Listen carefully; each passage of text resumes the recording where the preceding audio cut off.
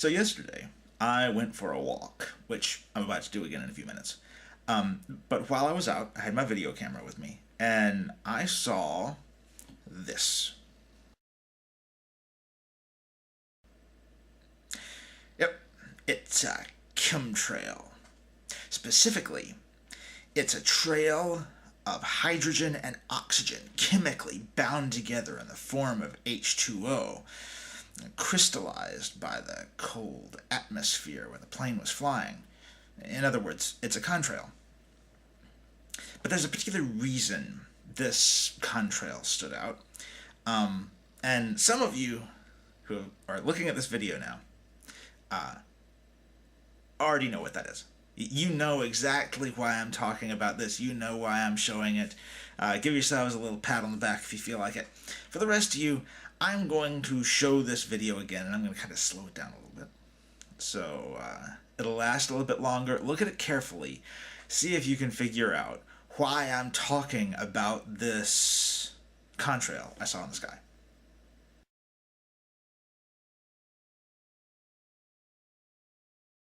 Okay, so you notice the plane that made this contrail was ascending, and it was ascending through layers of atmosphere. Now those layers of atmosphere were different temperatures of air and contained different moisture levels.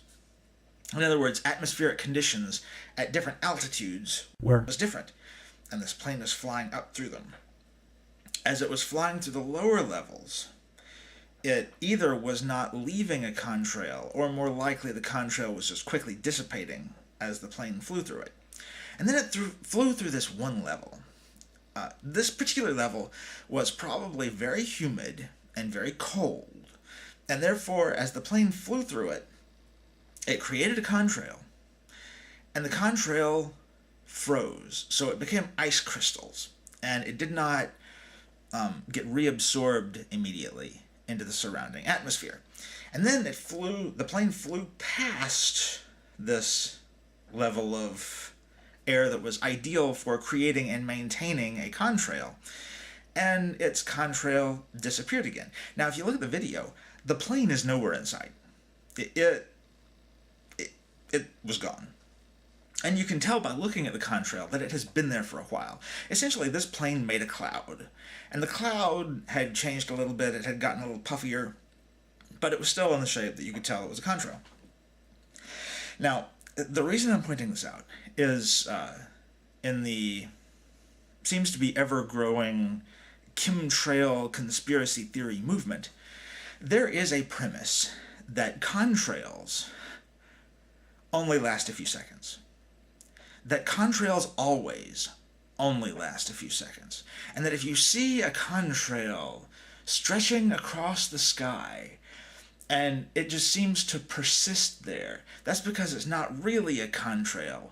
It's this other stuff, aluminum and barium, and I don't know what all else they say it is, but this particular plane that left this strip of contrail, as it was ascending through levels of atmosphere, if it had been flying horizontally through that one layer of atmosphere, let's assume that layer of atmosphere, which was cold, humid, and not moving very fast, stretched a distance across the sky, and the plane was flying through it, it would have left a contrail, just like it did through that one patch.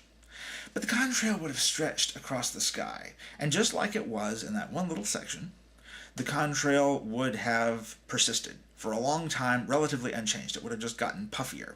So people would have looked up, people who are chemtrail conspiracy theorists would have looked up and said, look, that is a chemtrail. When in fact, contrails can, based on atmospheric conditions, form and last a long time. Typically when you see these chemtrail videos, you'll notice that not only are there contrails in the sky, but it tends to be in the morning or the evening, times when the sun does not heat up the atmosphere as quickly and re-evaporate the contrail. And a lot of times you see little puffy clouds. Now, that's not always the case, but it tends to be. And that's because conditions that favor creation and maintenance of contrails also tend to produce puffy little clouds because contrails are clouds. Contrails are clouds created by jet engines. Seriously.